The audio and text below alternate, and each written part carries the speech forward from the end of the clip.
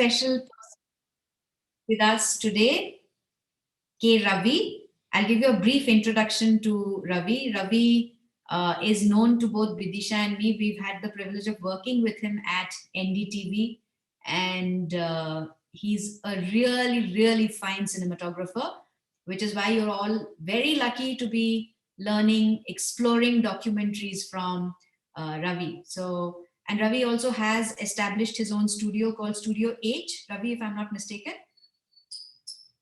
Okay, okay. So we look 7H Studios, yeah. 7-8 Studios, yeah, and he's done some fantastic work. I've been seeing his. I follow him, troll him on Facebook, so I have seen his work, and of course, I know him from NDTV. So, Ravi, great to have you with us. Looking forward to your workshop. Over to you. Thank you, Priyanjana and Vidisha, for giving the opportunity to be a part of this beautiful film festival. Um, in fact, the way I thought of, let's not call it a workshop. It's more of a sharing of experiences. Okay, like it's more. I want to put it more that way, not going too much technical, but the whole art of documentary filmmaking, how it has evolved over the period, and what kind of technology, how it has changed over the period of time and all. It's going to be. I want to keep it more like a chit chat kind of a thing, rather than actually making it a very a very serious kind of a discussion. Okay, so I mean, anytime anybody of you want to ask questions, please feel free. I don't know how they have to unmute themselves, or it has to come through PJ, and so that's something which I leave it to you guys. Um, They'll have to unmute themselves, and okay. this is, yeah, and I'm not PJ. Okay. Okay, Priyanka. Okay, so basically, yeah. So maybe we can keep it towards the end of the whole session. I think it will be better, right? Yeah. So let me begin with introducing myself. So as Priyanjana and has rightly introduced me, that I actually have worked in television for almost 3 decades actually. Yeah. So I although I didn't start off as a cinematographer, I started my career as a production controller for one of the shows which used to go on BBC called India Business Report, and it was during that time I started getting more interested in being behind the lenses, behind the camera, and and getting to the whole shooting mode and all. And thanks to you know a very good friend and colleague from my earlier company, Asim Mishra. So, which I'm sure some of you must have heard who are interested in cinematography. He is the very famous director of photography in Bollywood now, who has shot films like Bajrangi Bhaijaan, Band Baza Barat, and a whole lot of films with Salman and all. Okay, so I think during those days I thought I saw some of the great stuff which these people are doing while I was working as a production controller. But yeah, it got me hooked on, and I started shooting it myself, as in like um, I was not qualified though, but I learned it on the job. That's what, if you are passionate about something, I think it's a good thing that you should start learning on the job. Yeah. So yeah, so that's how my career as a filmmaker started off. And after some time, in fact, I had the chance to work with leading ad filmmaker in Bombay. His name is Kiran Devhans. He's a very well-known ad filmmaker, where I wanted to learn and understand the nuances of shooting on film cameras, which is actually the ultimate aim of any cinematographer, to shoot on the bigger cameras, which you people see in behind the scene of filmmaking and all. Yeah. So for 2 years I did that, and it was quite a good learning experience to work on that format. The kind of crispness and the quality of out like visuals which come out ultimately is something which normally we dream of as a filmmaker. um, but having said that, um, back of my mind, I always wanted to do more of a non-fiction kind of a work. When I say non-fiction, that means real characters. So fiction is films and ad films, they're all fiction characters. But I was more interested in doing something with the with the real stories, stories of people, stories of places, stories of um, um, historical moments, all these things which I was very keen on working on. So I had the opportunity to join NDTV sometime in 1997, and where NDTV was one of the top production houses that time, and using the best of technologies and all. So we used to work something called beta cameras. I'll just show you probably how the cameras used to look like. So for some of you who are probably not even born that time, you should know exactly how this thing evolved over the period of time.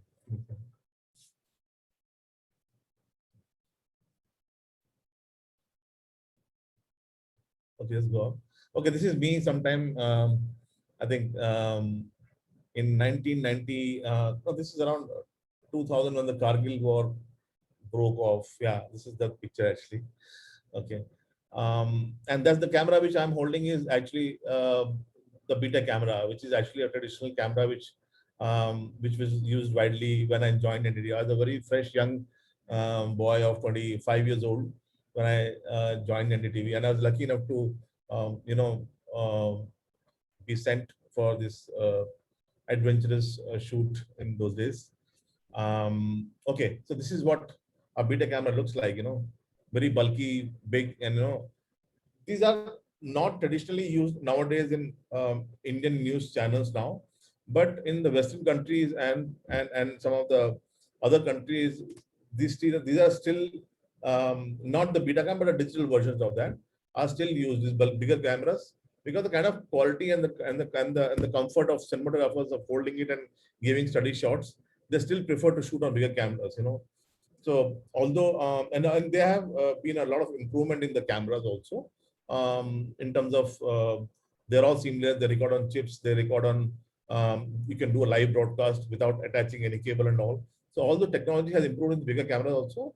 But yeah, so but the newer uh, cameras and also the mobile cameras are giving a tough fight to these traditional cameras. Yeah. So this is what we used to do when I joined NDTV around 97, 98. We used to use this, and then later on around so before that, I think let me also show you what kind of a quality we used to produce. What kind of a documentary we used to do in our news channel called Star News those days. So let me just play it around so that for your understanding of how beautiful stories can be shot.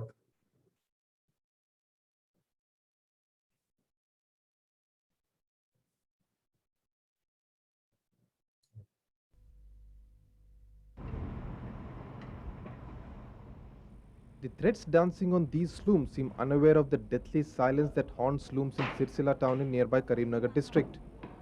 And the credit for this goes to 71-year-old Suraya Hassan, whose school for weavers in Hyderabad is a place where handlooms are a craft both cherished and nurtured, where tradition converges with fashion. They are novice, they don't know, they don't come from a weaving community, but to learn this art it takes about 3 years to know everything about the loom. It's just not throwing the weft or tying the warp. They must know all the parts of the loom. At a time when there is talk of finding alternate work for traditional weavers, this group of first generation weavers taking to what is being seen as a dying art is one attempt to keep alive and sustain a repository of culture, tradition and imagination. 4 बच्चे हैं हमारे काम सीखे Python तो थोड़ा बहुत आता मगर हिमरो तो पूरा आता देखने में बहुत मुश्किल दिखता था पहले अब सीखने की वजह से आसान दिख रहा है काम The center opened with just one loom in 1984. Today it has 7 looms and the girls try their hand at all kinds of fabrics. Export orders worth 25,000 rupees go out from this unit every month. There is a lot of future, more for the artistic weaving than simple weaving. If you wear, say, just handloom fabric without any design, the same cloth is woven in palum also. So unless you use those designs, which they cannot use in palum, that type of fabric is have got a market. But Suraya's success story began elsewhere. travel 170 km to Warangal, and this entire community of over 1000 weavers is here because of Suraya. At a time when there were no takers for the Warangal daris, Suraya entered the scene, encouraging them to experiment with new designs and colors, because as she says, buyers want something new all the time. 1,15,000 బాకీ ఉన్నానని తనలాడతాను. ఇన్ని మొగ్గాలు నడిపించుకుంటా, ఇన్ని నడిపించుకుంటా కూడా గట్ట తనలాడతాను అప్పుల పడి. కానీ లాభాలు తక్కువ, మళ్ళీ ఈ ఆర్డర్ కూడా బాగా రాత్తలేవు నా సొంతం. అమ్మకు మా ఊళ్ళకి వస్తా అంటే మా ఊళ్ళకి ఇస్తే అది సాల్తలేదు పట్టకు. She is the person who started making the designs in Warangal. Earlier in olden days, there used to be plain daris. But Suraya says her task is far from complete. What is happening in Kanchanpalli in Warangal district worries her. This village produces the Kanchanpalli daris, considered one of the finest in the world. But from 3,500 weavers 5 years back, there are less than 2 dozen weavers now, because with no work, most weavers have either migrated or turned to cultivating land. And when Star News visited the village, just 2 looms were operational. భవిష్యత్తు ఖరాబే ఉన్నది ప్రస్తుతానికి. వాళ్ళకు చేసుకుంటానికి పని లేక చాలా దీనంగా ఉన్నది. ఆ సర్టిఫికేట్ పంపించారు. దాంతో మాకు ఏం వచ్చిన లాభం. అప్పుడు మేము బాకీ కావాలని బ్యాంకులో పోయినా కూడా మమ్మల్ని ఎవరు నమ్మలేదు సార్. ఇప్పుడు నేను సొంతం డబ్బు మీదనే, నా సొంతం కాళ్ళ మీద నేను ఎవరిని పోషించుకుంటాను సార్ ఇప్పుడు ప్రస్తుతానికి. Suraya is now trying to work in Kanchanpalli with master weaver Rajaya, also a national award winner. She hopes if work is given to a group of people, the village could see these looms breaking their forced silence once again. ఇప్పుడు మాకు సర్కారు government కానీ ఏవేలే కానీ సహాయం అయ్యి మేము చేసిన సరుకును వాళ్ళు తీసుకొని ఎగుమతిలో పంపి మాకు సరైన కూలి వస్తే ఇప్పటికైనా చేయించగలుగుతాం. 300 మంది 150 మొగ్గాల కన్నా చేయించగలుగుతాం. Suraya's next mission is to work towards the revival of Khadi. She's also working on the geometric block prints of Medak. For Suraya, it seems the canvas is as large as she can draw. T.S. Sudhir, Star News.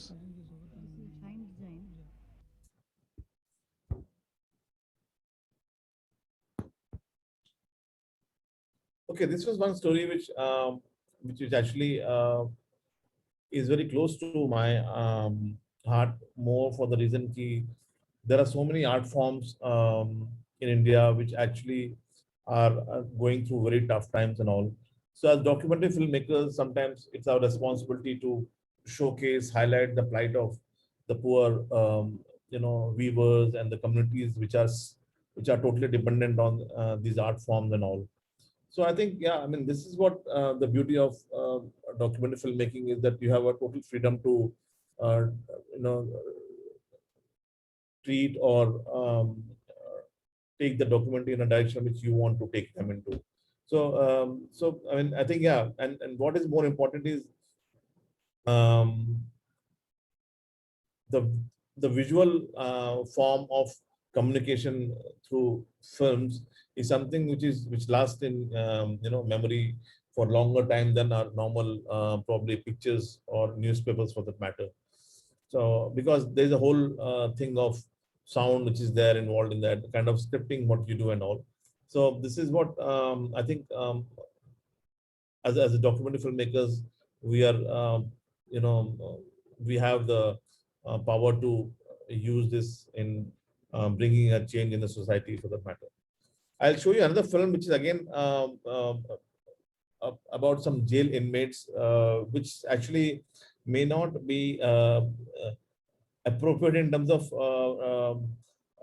not the content, but again I wanted to guys to see the visually how the entire story was treated. So just have a look at it and we'll talk about it once the entire discussion gets over.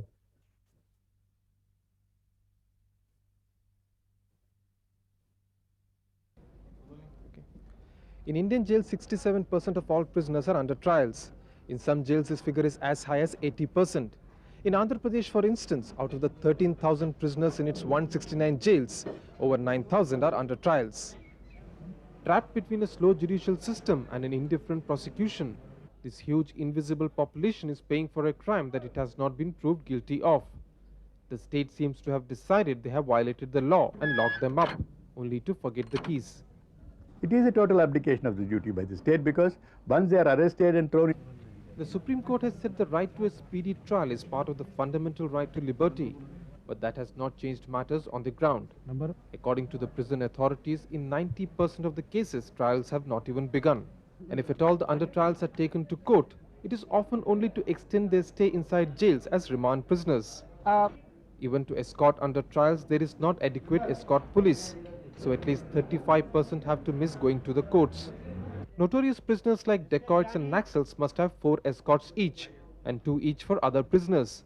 In Andhra Pradesh, 1,000 policemen are used every day for escort duty, but that is far from adequate.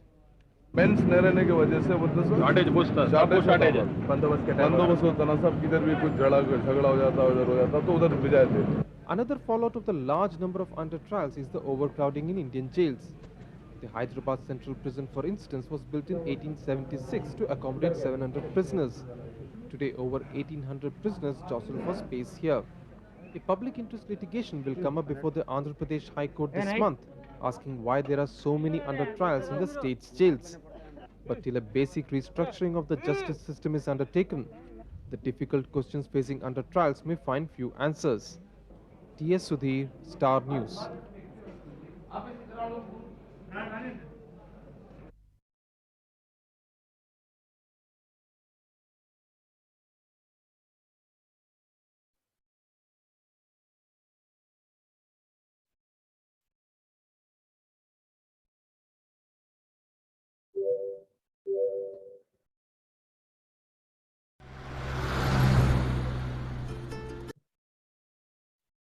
Okay, so can you put the other one? Slide. Forward. Forward. Forward. Leave it. Okay. So basically, I was coming to. Can you guys hear me? Sorry.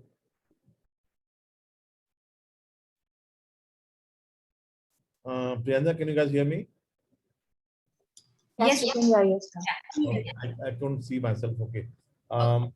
So this is the journey so far till about the time when we used to capture the visuals through traditional bigger cameras and all. But the story changed around 2011 when the DSLR cameras started making impact on the whole filmmaking scenario. So 2011 was the time when Canon brought out this first of the Canon 5D series, which actually had a very good video capturing facility in that. And a lot of documentary filmmakers started moving on to shifting to DSLR cameras to start shooting their films and all. More for the reason because it is a smaller camera, more compact and cheaper, and also I think it was giving more freedom to shoot in a tough situation where there are where you can't shoot normally with the bigger cameras and all. So people started really liking this new camera, which was available now as an option for a bigger camera. Um, and also the whole important part was you could again record on memory cards and chips straight away without bothering about DVC cassettes and stuff like that, which used to be there earlier. So and also these cameras were pretty user friendly and of course um, easier to use. The user interface was very good in fact. So this is what the next phase of documentary film shooting changed after 2011. There was one more round of change which happened was in 2015 when a new name was coined while I was still with NDTV that time, and was responsible for the trial of the new technology called, we had given an acronym to it called Mojo, which is basically a short form of mobile journalism. So reporters were sent out on shoots with a mobile phone, with a rig which used to have a um, um, a small attachment for sound recording and all, and it was the most um, easiest thing to actually shoot on independently with no reporters attached, with no camera person attached to it and all. So a lot of reporters were doubling up as camera person plus reporter, and slowly mobile phone started taking taking over the traditional cameras in some matter. In fact, no? So there's a new breed of filmmakers who started experimenting with phones and started shooting documentaries on that, and which are actually kind of quite commendable. I'll show you on film, which is actually shot by one of my friends' team, and it was. Let me show it to you so that you understand what kind of a level of filmmaking which can happen on a mobile phone. Yeah.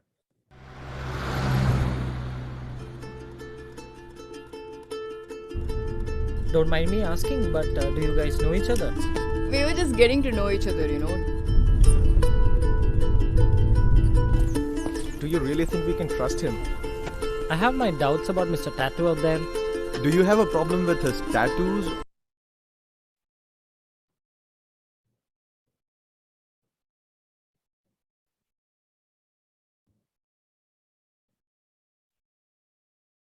Sorry, just excuse me for this.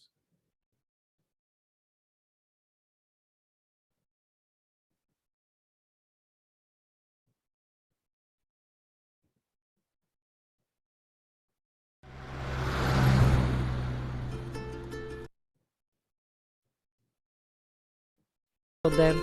Do you have a problem with his tattoos?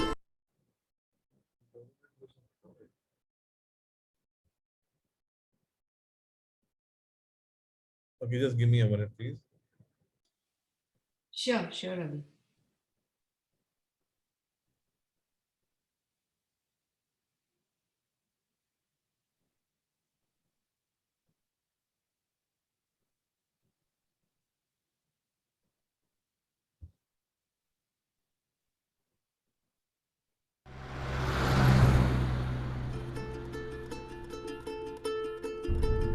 Don't mind me asking, but do you guys know each other? We were just getting to know each other, you know. Do you really think we can trust him? I have my doubts about Mr. Tattoo out there. Do you have a problem with his tattoos or with him being with her? I don't think the world is changing anytime soon for us, you know.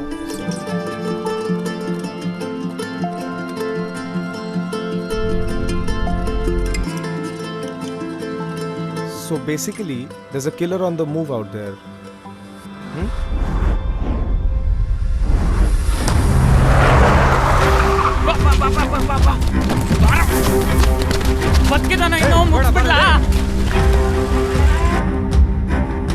Somewhere things don't seem quite right to me. ಅವಾಗೆಲ್ಲ open ಆಗಲ್ಲ ಅದು ಕೀಲಿರಾ ನಮ್ಮ ಅಣ್ಣ ದೊಡ್ಡ ಕಿಲಾಡಿ ನನ್ನ ಮಗ. You are traveling with 3 other strangers, right? 3 strangers.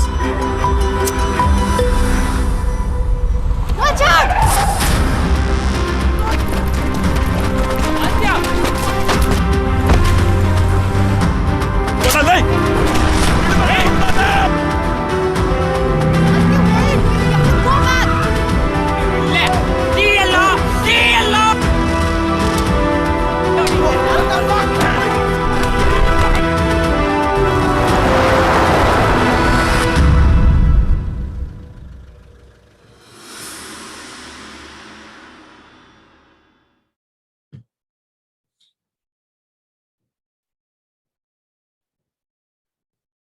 So this film actually kind of earned a lot of rare reviews in international film festivals and all.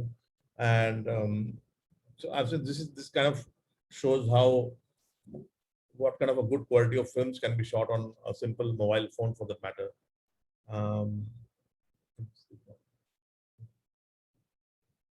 Okay.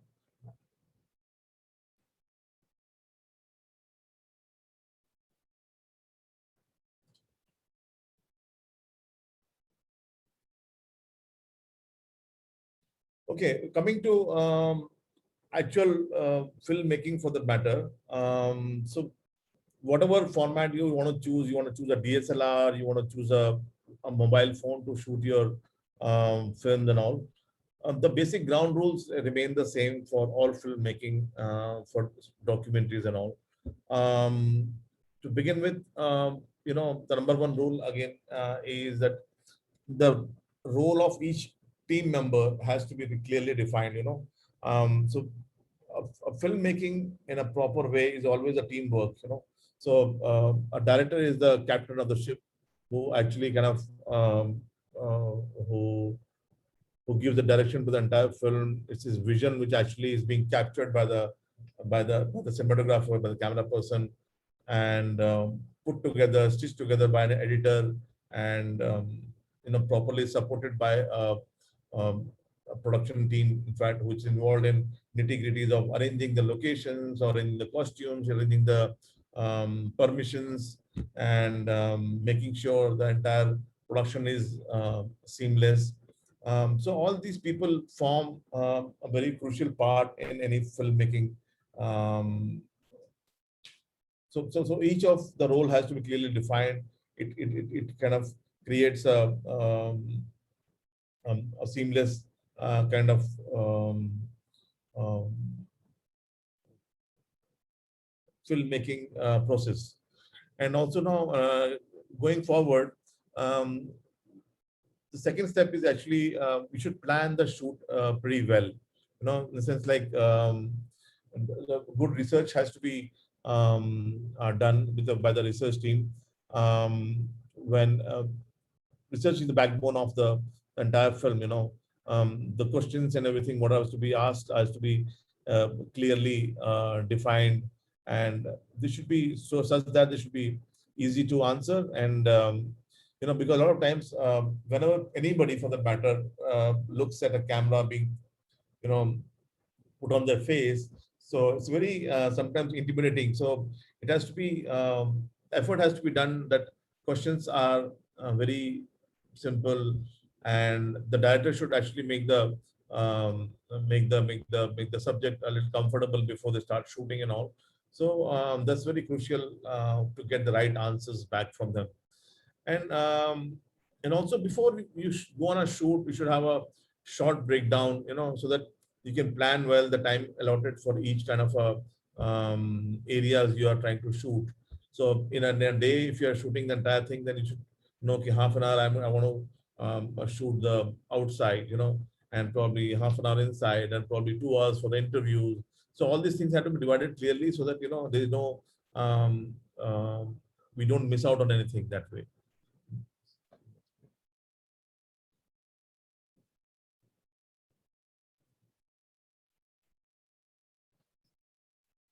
And also, there are certain rules that never forget the basic rules, that way. So in a in a in a in a traditional form of documentary filmmaking, there is always a ground rule of not ever leave your tripod. It has to be done on a all the shots should be steady, unless the situation demand you're in a riot situation, or a situation which are not in your control, where you don't have a time at your disposal. But those are exceptional cases. But always use a tripod. Try and give all steady shots, so that on the edit table, the editor has enough scope of putting the shot neatly on the timeline. So also, shaky shots are always distracting, in a filmmaking. So try and keep it very simple and steady shots. So, and each of the shot needs to be minimum of 8 to 10 seconds. This is over the years I've experienced, like anything under that, which actually kind of is difficult for somebody to retain it when a viewer is watching it. And make sure that you're putting a headphone on when you're shooting. The audio is getting recorded. The levels are okay, and if there is too much of a level which is increased, then it starts blasting out, and it's very distracting when somebody is hearing it. So and of course, you should have enough memory cards and storage devices, so that don't run short of the while you're shooting something, you realize, okay, I have. That also means you don't overshoot whatever the budgeted time is given to you, or the short division which has been decided. Don't overshoot that, because you will run short of the memory cards and all. So there is coming to another thing which is very important is there are different frame sizes in a filmmaking technique, um, which um, which are traditionally called long shot, and which is basically establishing the entire place. So it's also called the wide shot, so which kind of show the entire building for the matter, and establish the location or a person for the matter. Then there's something called mid shot, which is called MS, which we normally traditionally call as, and which again gives you a little closer shot of the entire subject. Maybe if you're shooting a person, it's not from toe to head, but it's more from above your uh, the head to probably your shoulder, to your lower half. And later on, coming to close-ups, that's something which is basically again more from the like close-up of a face or something like that. That's something we don't call it as close-up. And ECU is again something which is extreme tight close-up basically. So ECU, that's what we call it. And some let's say if you're shooting an eye of a person, so that's what is called the ECU. So I'm talking about in terms of a person when you're shooting a person. Same thing it happens when you're shooting a structure, something it will vary, but again the terminology remains the same for the matter. And also, so this is the case when we are actually shooting places or locations. So when coming to interviews, so there is something called a rule of thirds, which I will actually have to show it, like I can't I am like I could not download that image for rule of third, but traditionally what it means is when a person is looking at the person who's asking question. So this entire frame which you see here is one frame. So the one behind my head is actually the 1/3 portion, and this entire area should be 2/3. So the entire screen actually divided in three different portions. So one is behind this. So what it means is you should leave some space from behind the person's head if the person is looking this way. So that's like a breathing space you are giving in front of a person. So this is something called a rule of thirds, which is probably um, uh, if you probably if I had more time, I would have told you more in details about that. Then of course, very important part is be sensitive to the subject. A lot of times it happens when there is some serious mishap in some place, or some death in the family or something like that. Those kind of situations where you need to be really sensitive when you are out on the field. You should not be avoiding this something called, which is a lot of films have made fun of this entire line, "Aapko kaisa महसूस हो रहा है?" So this is something which you should totally avoid, and make the subject a little more comfortable, and let them speak on their own. Give them enough time to uh, to get into the mood of talking and all. Don't impose yourself on them, that way. Okay, so basically, coming to the kind of topics you can choose for documentary filmmaking, is it could be right in your neighborhood, which is basically civic issues like potholes on the roads, or it could be power issues, or it could be um, you know um, eve teasing, or for the matter, or law and order situation in your neighborhood. These are the issues which can be quite an interesting topic for young filmmakers, basically, who cannot go out on more or topics which are difficult to handle on your own. But these are topics which I think which will make sense, for you guys to explore. Um, Social issue is something which, like again, um, which could be on education, which could be on women's issue or health. These kind of issues are something which kind of impacts people in the society in general. So those are the issues which a bit of research is involved in that, but it can make a good issue for your films and all. Then coming to national issues, something which kind of issues which are more relevant to entire country in itself, like, so it could be on on topics um, which are affecting, let's say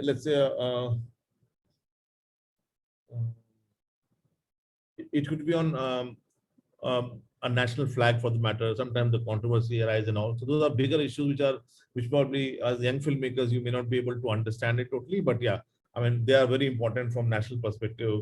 And a lot of very well-known filmmakers, like they are actually working on those kind of films.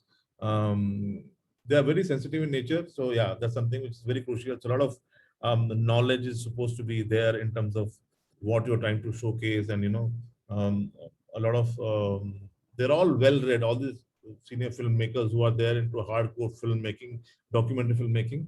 So these kind of topics are regularly chosen, but these documentaries are not something which are done in overnight or a week's time or 10 days. Sometimes it takes years altogether to make this documentaries.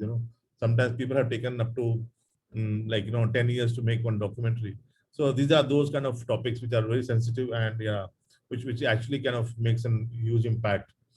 And the fourth one, which is actually nowadays will are some of those trend setting topics, which actually a lot of these YouTubers or influencers are kind of experimenting with.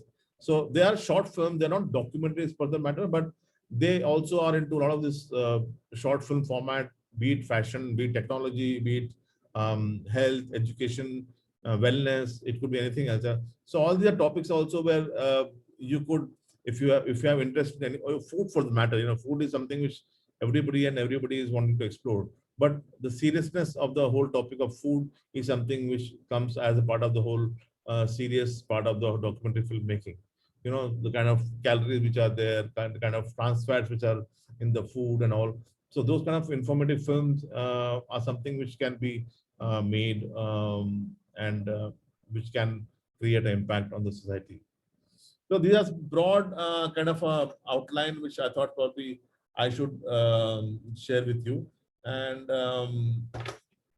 I think I already spent 45 minutes, I think. So let me know if you have any questions. I would more than happy to answer it back to you.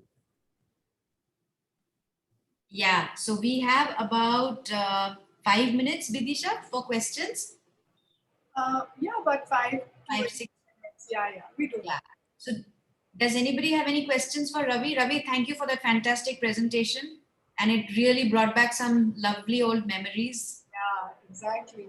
For us, I think it was like going back in time. That was nice. We'll take questions first. I do have a question for Ravi, but I'll come right at the end. Yeah, sure. Go ahead. Anybody wants to ask any questions? I have one. Go ahead, Lavanya.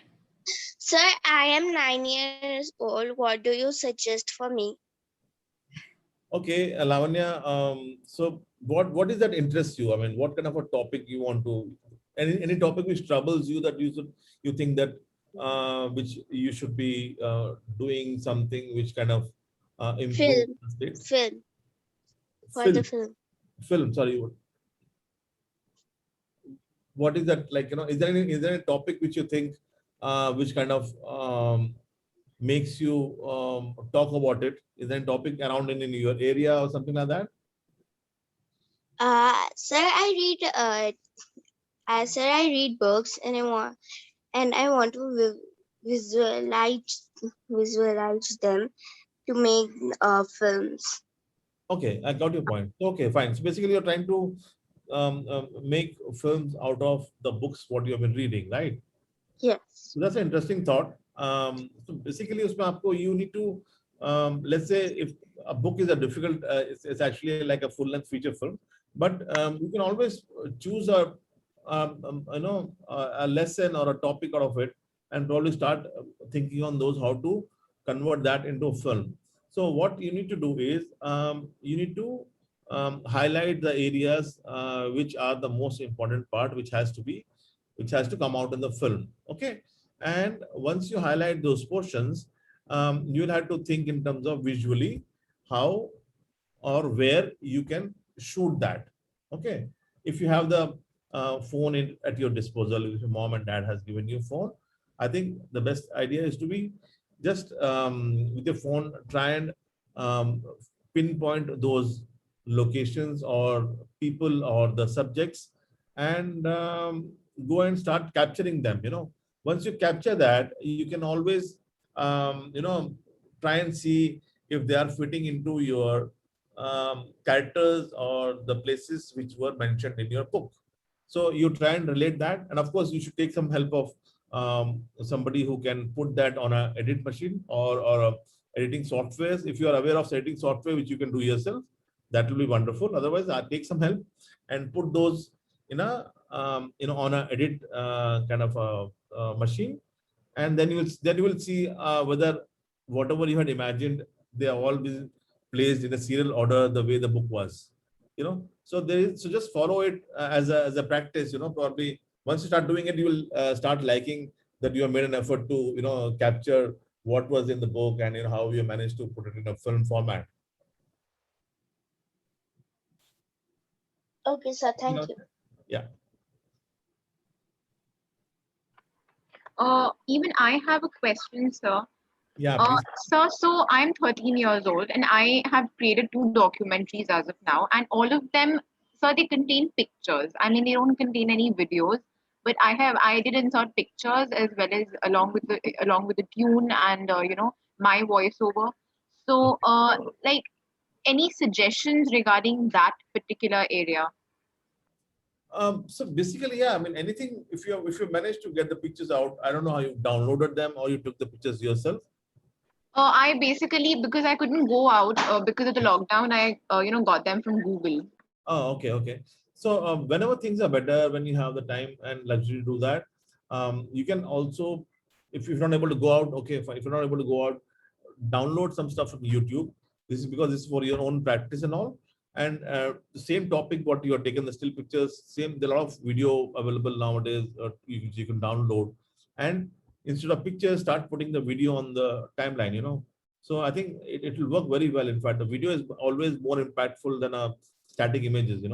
There is a sound there. There is the movement and kind of expressions of people and all, which is more live than a static images. So try doing that. I think it will work very well.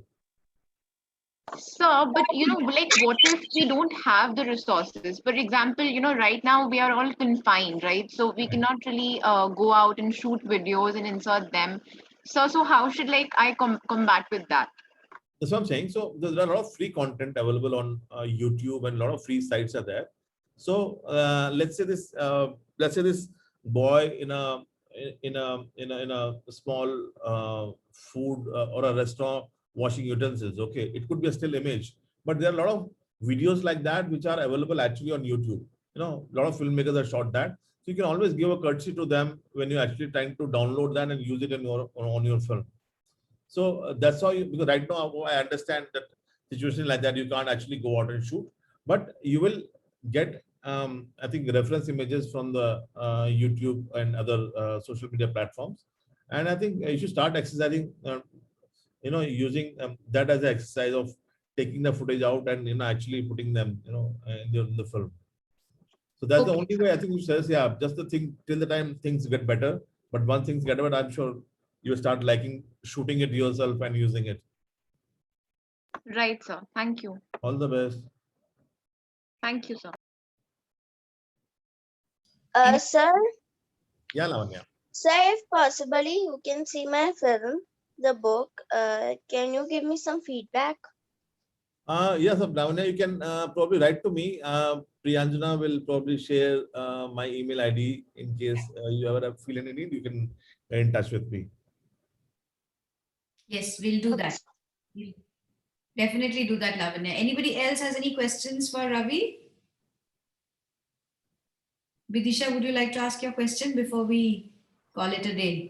Very little time, but and of course, I have the opportunity of talking to Ravi all over again. But just for the benefit of everybody, I was just wondering, what are your very quick thoughts on how documentary filmmaking has changed? since the time that we went to film school, learned, and then made. Do you think there's been a change in the way people look Oh, at super phenomenal change actually. Right now, it's all in people's hand now. In fact, when I say hand, that means literally a mobile phone. Whereas earlier, serious documentary filmmakers used to have a 6 people crew along with them and all. But now the freedom of having a tool which are very user friendly and all, I think it has changed the entire game. And not just in terms of people who are qualified as a filmmaker, but even for the matter, kids for the matter, they have the freedom to actually explore topics on their own and probably choose and shoot the way they wanted to. So the whole idea of filmmaking obviously has gone on a different tangent. For just an example I'll give you. So I remember whenever we used to shoot earlier as a top angle shot for the matter of a place. So there was only way to take a top angle is to climb a tree and probably take a top angle from there. But now, with the availability of very user friendly drones, things are so easier now that I mean nowadays I know my nephews and my some of my young kids actually are flying drones now. The smaller ones, so it's all in their hands now. In fact, and they give you very nice shots on top angle which you never imagined now. So I think, yeah, I think, but it's good that more and more people are actually kind of getting a chance to explore on their own, without being qualified. But yeah, that if they have a good thought process, I think it will go a long way. Thanks, Ravi, so much. And yeah, welcome. Always. Workshop as well. Yeah. Thank you so much for coming, Ravi, and shedding light on documentaries. And yeah, I mean, it's true that nowadays, because of the mobile phone has really shrunk the world of documentary filmmaking. It's so much more intimate, and everybody can, almost everybody is shooting films. Yeah, absolutely. I guess that's a good thing for filmmaking in the long run. Yeah, absolutely. Thank you so much. Thank you so much, and have a nice day. You too. You too. Thanks to all of you for joining in. Thank you. Thanks, Ravi. Ma'am. Yeah. Ma'am, I do have a question, but it's not related to documentaries. It was regarding the screening of our films. So, we won't take that here. You can okay. message on the group. Yeah, are you right on the group? Then you can message that. Right. Thank you. Okay, thank you, sir. Thank you so much. Bye, Ravi. Bye. Bye. Thank you. Thank you so much, sir.